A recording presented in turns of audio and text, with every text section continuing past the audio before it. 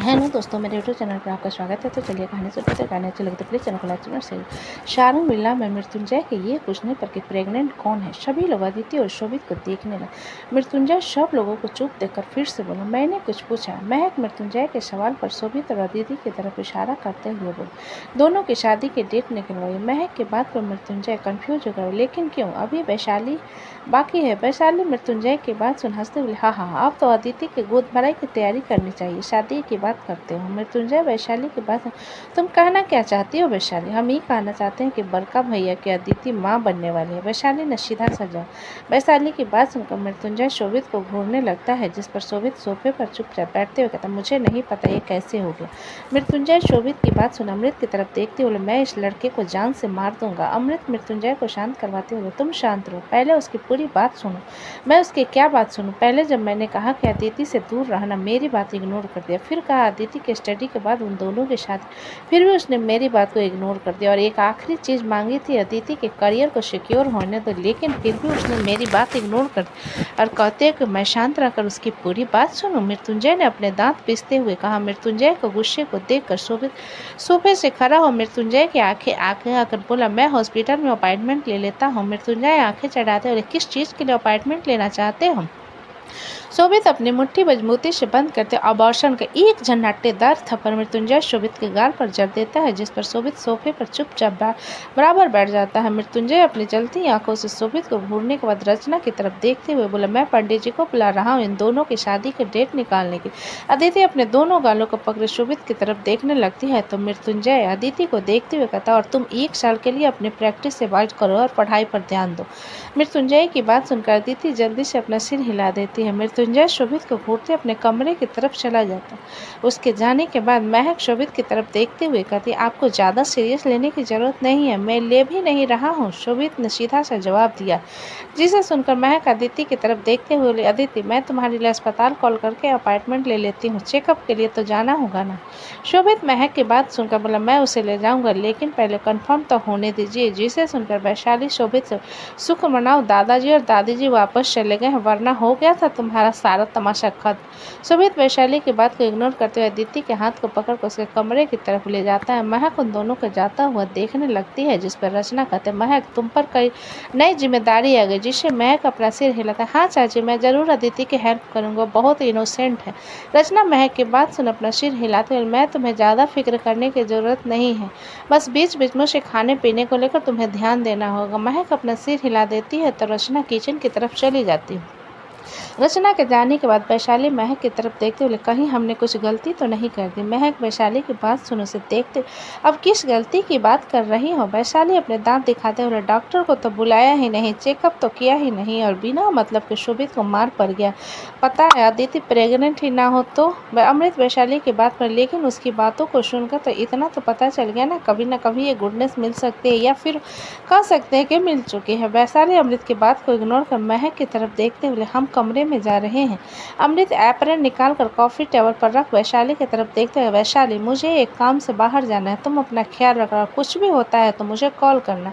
वैशाली अमृत की बात सुन अपना सिर हिला देती है। वहीं महक अमृत की बात पर कहती, आपको परेशान होने की जरूरत नहीं है भैया, मैं वैशाली का ध्यान रखूंगी। अमृत अपना सिर हिलाकर बाहर की तरफ चला जाता है। महक वैशाली को उसके कमरे में छोड़ अपने कमरे आती है तो देखते हुए मृत्युंजय का चेहरा अभी भी गुस्से में था। महक मृत्युंजय की तरफ पानी बढ़ाते हुए बोली, पानी पीजिए और दिमाग ठंडा कीजिए। मृत्युंजय महक के हाथ से गिलास लेकर कॉफ़ी टेबल पर रखते हुए बोला, मैं ठीक हूँ, तुम जाओ यहाँ से। महक मृत्युंजय के सामने खड़ी होते हुए बोली, आपको इस तरीके से शोभित भाई पर हाथ नहीं उठाना चाहिए था। महक की बात सुन मृत्युंजय महक को घूरते हुए बोला, क्या कहा तुमने? मुझे उस पर हाथ नहीं उठाना चाहिए था? सही कहा तुमने, बल्कि मुझे उसकी और अदिति की शादी ही नहीं करवानी चाहिए थी। महक मृत्युंजय की बात पर, आप इतना ज़्यादा रिएक्ट क्यों हो रहे हो?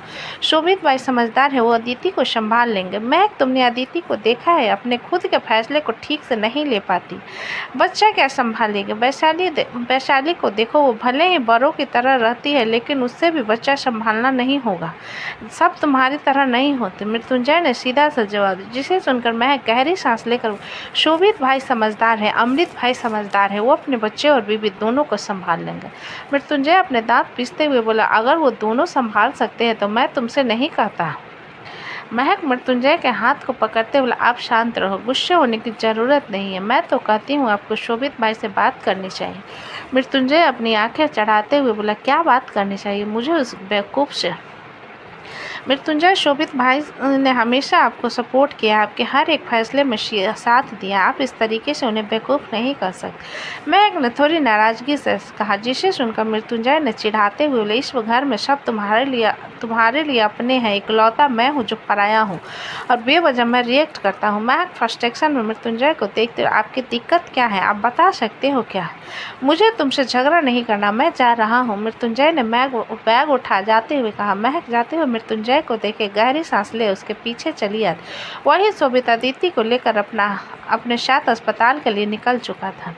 इधर हैदराबाद में विप्लव के सीधे तौर पर यह कहने पर कि उसने सुधांशु को किस किया था, इसलिए ध्रुवी उस पर चिल्ला रही थी है। सभी लोग अजीब नजरों से उसे और सुधांशु को देखने लगते हैं, जिस पर सुधांशु जल्दी से कहता, आप लोग गलत समझ रहे हो, ये बातूनी आदमी कुछ भी कहता रहता है। सुधांशु की जल्दबाजी को देखकर अधिराज जी मुस्कुरा कर बोले, कोई बात नहीं, तुम्हें इतना ऑकवर्ड होने की जरूरत नहीं है। ये सुन पौलवी विकल्प के पास आ उसकी नज़र उतारते हुए बोले, मेरा बेटा 24 साल का हो गया और आज तुम्हारे लिए हमने यज्ञ रखा है, इसलिए जल्दी से नहा धोकर तैयार हो जाओ। विप्लव पल्लवी की बात पर बोला, आंटी आप बताना भूल गई कि भाई को कुछ भी नहीं खाना है। विकल्प विप्लव की बात पर उसे घूरते हुए, मैं तुझसे ज़्यादा समझदार हूँ, किसी भी पूजा में बैठने से पहले हम खाना नहीं खाते, तेरी तरह नहीं है। हैदराबादी बिरयानी। विकल्प की बात पर सभी विप्लव की तरफ देखने लगते हैं, जिस पर विप्लव जल्दी से अपना सिर नहीं महिलाते, मुझे पता है पूजा के दिन मांस नहीं खाया जाता, इसलिए मैंने तो कहा कि हम कल खाएंगे। पल्लवी विप्लव की बात पर हल्का मुस्कुरा कर, हमारे घर में कोई नॉनवेज नहीं खाता। सुधांशु पल्लवी का साथ देते हुए, और मैं भी नॉनवेज नहीं खाता, हमारे घर में सभी वेजिटेरियन है, दीदी भी। ध्रुवी विकल्प विप्लव एक दूसरे को देखने लगते हैं। सुधांशु ध्रुवी के रिएक्शन ने आंखें चढ़ाते हुए, क्या हो गया? ध्रुवी जल्दी से अपना सिर नहीं महिलाते हुए, कुछ भी नहीं हुआ है। जिसे सुनकर विप्लव ध्रुवी की तरफ इशारा करते हुए सुधांशु से बोला, हम सभी नॉन वेजिटेरियन हैं, हमारे घर में मम्मी पापा और बड़ों को छोड़कर हम सारे ब्रदर्स नॉनवेज खाते हैं। विप्लव के बाद पर सुधांशु ध्रुवी की तरफ देखता है, जिस पर ध्रुवी जल्दी से कहते हैं, मैं वेजिटेरियन बन जाऊंगी। ये सुन विप्लव बिस्तर से उतरते हुए मुंह बनाकर, मैं अपने खाने में कंप्रोमाइज़ नहीं करता। बॉबी विप्लव के बाद पर, मैं भी वेजिटेरियन हूँ। बिरयानी किसे कहते हैं? मैंने तो आज तक बिरयानी चखी भी नहीं है, हाँ वेज बिरयानी खा चुका। विप्लव ने जल्दी से कहा। विप्लव को पटकता हुआ देखकर विकल्प उसे सिर पर मारकर बोला, जा चल जा इडियट, रेडी हो जा। विप्लव विकल्प की बात पर मुंह बनाकर कमरे से बाहर चला आता है और उसके जाने के बाद विकल्प पल्लवी की तरफ देखते हुए कहता है, माँ क्या मैं आपकी तरफ से वहाँ पर कुछ दान कर सकता हूँ? अधिराजी विकल्प की बात सुन अपनी आंखें चढ़ाते हुए बोले, मैंने पहले मिला था, लेकिन मैं अंकल हूँ और मेरी बीवी तुम्हारी माँ हो गई, ये कैसा भेदभाव है? जिसे सुनकर विकल्प हल्का सा मुस्कुरा कर बोला, आपको देखकर पापा वाली फीलिंग नहीं आती, हिटलर वाली आती है, इसलिए आप अंकल ही ठीक हो। अधिराजी विकल्प की बात सुन मुंह बना लेते हैं तो पल्लवी मुस्कुराते हुए विप्लव से कहती है, विकल्प से कहती है, विकी आज आपके दादा दादी तीर्थ यात्रा में से वापस आ रहे हैं और आपके चाचा चाची भी सीधा मंदिर में मिलेंगे और आपका बड़ा भाई अथर्व की मुलाकात भी आपसे वहीं होगी। विकल्प की बात पर अपना सिर हिला देता है और सभी उनके कमरे से बाहर चले जाते हैं और विकल्प रेडी होने लगता है। ध्रुवी सुधांशु के साथ चलते उसकी तरफ देख कर बोली, ये फैमिली बहुत बड़ी है, विकल्प हमारे जीजा जी के घर की तरह है। सुधांशु ने ध्रुवी की बात को पूरा करते हुए कहा, जिसे सुनकर ध्रुवी सुधांशु को देखते हुए, क्यों तुम्हें ज्वाइंट फैमिली पसंद नहीं है क्या? सुधांशु कुछ पल सोच कर बोला, नहीं ऐसी कोई बात नहीं, लेकिन मैं कभी ज्वाइंट फैमिली में रहा नहीं, इसलिए मुझे नहीं पता कि इसकी फीलिंग क्या होती है। यह सुनकर ध्रुवी सुधांशु को देखते हुए, मैं रह चुकी हूँ ज्वाइंट फैमिली में, लेकिन अब डैड और मैं अकेले रहते हैं क्योंकि मॉम एक्सीडेंट में चल बची। उस टाइम पर मैं सिर्फ 12 साल की थी। सुधांशु ध्रुवी की बात पर उसे देखते हुए बोला, कार एक्सीडेंट? नहीं, बस टाइम पर हॉलीडे चल रहा था। जब मैं घर आई तो देखा मॉम सीढ़ियों से गिर रही थी, उनके सिर पर काफ़ी गहरी चोट आई थी, जिस कारण उन्हें कोई बचा नहीं पाया, ध्रुवी ने जवाब दिया। जिसे सुनकर सुधांशु ध्रुवी को साइड से गले लगाते हुए, मेरे मम्मी पापा है ना, उनसे जितना प्यार चाहे कर लेना। ध्रुवी सुधांशु के बात पर मुस्कुरा देते और सुधांशु ध्रुवी के कमर पर पिंच करते हुए कहा, जाकर रेडी हो जाओ। जिसे सुनकर ध्रुवी अपना सिर हिलाते और अपने कमरे की तरफ। कुछ देर बाद विप्लो रिया के कमरे में जाता है तो देखता है रिया दुपट्टा पिनअप कर रही थी और सामने उसका फ़ोन पड़ा हुआ था जिसमें अनमोल वीडियो कॉल पर था। अनमोल के वीडियो कॉल को देखकर विप्लो के दिमाग में खुरपाती आती है और वो पीछे से जाकर रिया के दुपट्टे को पकड़ते हुए कहता है, या तो पहले पिनअप कर ले या पहले अपने बंदे को तार दे। अनमोल विप्लो के स्क्रीन पर देखा उसे घूरते हुए, विप्लो मजाक की यह एक हद है, तुम्हारी होने वाली भाभी है। विप्लो रिया के दुपट्टे को ठीक करते हुए अनमोल से बोला, भाभी मैं कहने वाला इस मोटी को ये मेरी बेइज्जती है, हम इतने में ही बहुत खुश है। वो वैसे मेरी भाभ्या कहाँ है? ये कहते हुए विप्लो इधर उधर देखने लगता है, कभी ब्लैंकेट हटाकर देखता है तो कभी कुर्सी के नीचे झाँकता है। उसकी हरकत को देखते हुए रिया पीछे से उसके सिर पर टपली मार कर बोली, गधे, क्या वो तुझे कोई चूहिया या कुतिया नजर आ रही है जो तू उसे ब्लैंकेट कुर्सी के नीचे ढूंढ रहा है? वॉशरूम में है। विप्लो रिया को मारने पर उसकी पीठ पर मुक्का जड़ते हुए वॉशरूम में घुस जाता है। उसकी हरकत को देखकर रिया एक गहरी सांस लेकर अनमोल की तरफ देखती है जो कि उसे घूर रहा था। रिया अनमोल की गहरी नज़र को खुद पर महसूस कर दांत दिखाते हुए, मस्तीला है, दूर रहना उससे, इसलिए उसके साथ कहीं जाने नहीं देता क्योंकि एक नंबर का शैतान का नाना है। अनमोल ने चीखते हुए कहा, जिसे सुनकर रिया फ़ोन में अनमोल को फ्लाइंग किस देते हुए, अरे आप किसके भाई? उसके भाई हो, आपको बेहतर तरीके से पता है वो कैसा है। अनमोल अपना सिर हिलाते हुए, हाँ इसलिए कह रहा हो, दूर रहना उससे, चिपकू कहीं का। और तुम यहाँ क्या कर रही हो? रेडी हो गई ना? जाओ बाहर, उन दोनों के रोमांस को देखना है तुम्हें। जिसे सुनकर रिया मुंह बनाते हुए अपना बैग उठाए, एक हाथ में फ़ोन पकड़े अपने कमरे से बाहर जाते हुए स्क्रीन को देखकर बोले, आप यहाँ पर क्यों नहीं हो? अगर आप होते तो साथ में मंदिर जाते हैं और मंदिर में ही मैं तुम्हारे साथ 7 फेरे लेकर शादी कर लेता, तब तुम्हें अच्छा लगता, अनमोल ने कहा। रिया मुस्कुराते हुए स्क्रीन की तरफ देखकर अपना सिर हिलाकर, सुहाग रात तो मना चुके हैं, शादी करने में क्या दिक्कत है? अनमोल अपनी आंखें चढ़ाते हुए रिया से बोले, रिया जो कुछ भी होता है हमारे बीच सिर्फ रोमांटिक मोमेंट होते हैं, नथिंग एल्स, इसलिए ज़्यादा सीरियस मत हो। जिसे सुनकर रिया अपनी आंखें छोटी करके, क्या मतलब मैं सीरियस नहीं ना रहूं? आप कहना चाहते हो कि मैं आपके लिए सीरियस ना रहूं? क्यों? अनमोल रिया की आंखों में नाराज़गी को देख हल्का मुस्कुरा, तुम्हें लग रहा है कि मैं तुम्हें चीट करने वाला हूँ? ऐसा मुझे बिल्कुल भी गारंटी नहीं है। अगर ऐसा होता तो आप 30 साल तक कुंवारे नहीं मर रहे होते, अब तो 31 के हो चुके हो। रिया ने मुंह बनाकर कहा। जिसे सुनकर अनमोल से आंखें दिखाते हुए, मेरे एज को लेकर मुझे ताने मत दिया करो, मैं तुमसे हर एक चीज़ में परफेक्ट हूँ, तो आपको गर्लफ्रेंड क्यों नहीं मिली? रिया ने पूछा, जिसके जवाब में अनमोल बोला, तुम्हारा इंतजार कर रहा था कि तुम्हारी जैसी कोई छोटी सी लड़की मेरी ज़िंदगी में आकर मेरी ज़िंदगी को बस तहस नहस कर देगी, इसलिए अभी तक मैंने कोई लड़की नहीं पटाई।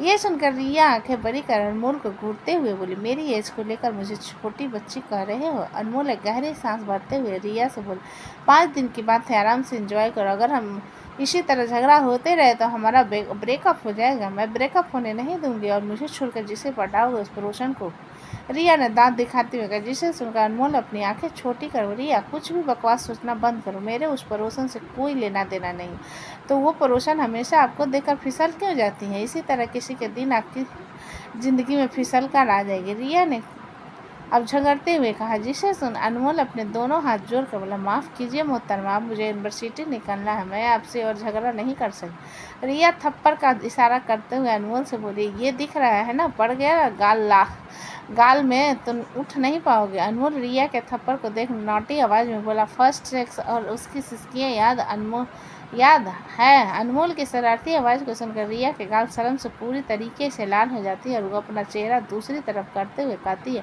सब लोग बुला रहे हैं मंदिर निकलने के लिए, मैं रखती हूँ, आपसे बाद में बात कर। इतना कहकर रिया जल्दी से कॉल कट कर देती है। तभी वहाँ विकल्प आ जाता है। रिया के चेहरे को देखते हुए, क्या हुआ रिया, तुम्हारा चेहरा इतना लाल क्यों है? रिया अपने गाल को छूते हुए विकल्प से, कुछ नहीं, पता नहीं, ऑटोमेटिकली लाल हो गया है, बाकी मैं ठीक हूँ, चलो नीचे चलते हैं। विकल्प अपना सिर हिलाते हुए बोला, वापी कहाँ है? भाभ्या को बाथरूम में परेशान कर रहा है, रिया ने फ्लो में कहा। जिसे सुनकर विकल्प उसे देखते हुए बोला, क्या कहा तुमने? बाथरूम में है दोनों? रिया विकल्प के हाथ में अपने हाथ डालते हुए उसे खींच कर, यार गर्लफ्रेंड बॉयफ्रेंड है, चलो। विकल्प रिया की बात पर सिर हिलाते हुए उसके साथ नीचे की तरफ चला जाता है। इधर विप्लो बॉबी के पीठ पर साबुन लगा रहा था और बॉबी का चेहरा पूरी तरीके से लाल हो गया। बॉबी अपने सीने को ढके हुए विप्लो से बोली, विप्लो जाओ यहाँ से, कोई यहाँ आ जाएगा। जिसे सुनकर विप्लव उसके कंधे को पकड़ उसे अपनी तरफ मोड़ कर बोला, तुमने टॉवेल पहन रखा है, इतना शर्मा क्यों रही हो? बॉबी विप्लव की तरफ गुस्से में देखते हुए, तुम जाओ यहाँ से, तुम्हारे कारण मंदिर जाने में देरी हो जाएगी। विप्लव अपने होठों का पाउट बनाते हुए, मुझे एक किस करो, मैं यहाँ से चला जाऊँगा। बॉबी विप्लव को 2 मिनट घूरने के बाद उसके होठों पर पैक देती है। विप्लव मुस्कुराते हुए कहता है, ठीक है, मैं जा रहा हूँ, नीचे जल्दी आ जा। इतना कहकर विप्लव बाथरूम से बाहर चला जाता है और बॉबी जल्दी से दरवाज़ा अंदर से बंद कर देती। इधर विप्लव बाथरूम से बाहर आता है तो उसकी नज़र कुणाल पर जाती, जो कि बॉबी को लेने आया था। कुणाल को देखकर विप्लव तिरछी मुस्कान के साथ उसके सामने आकर बोला, क्या हो गया? कुणाल विप्लव की बात पर अपने दांत पीसते हुए बोला, मैं यहाँ पर अपनी बहन और तुम्हारा रोमांस देखने नहीं आया हूँ, तो आंखों में सनग्लासेस लगा लो, मत देखो हमारा रोमांस। विप्लव ने सीधा से जवाब दिया, जिसे सुनकर कुणाल अपनी मुट्ठी मजबूती से बंद करके, ये जो कॉन्फिडेंस है ना, मेरे डैड के आगे सब हवा हो जाएगा जब तुम उससे मिलोगे। विप्लव कुणाल की बात पर अपना सिर हिलाते हुए, देखते हैं क्या होता है, फिलहाल तो तुम्हारा जीजा बनने की प्लानिंग अच्छे से कर चुका हूँ मैं।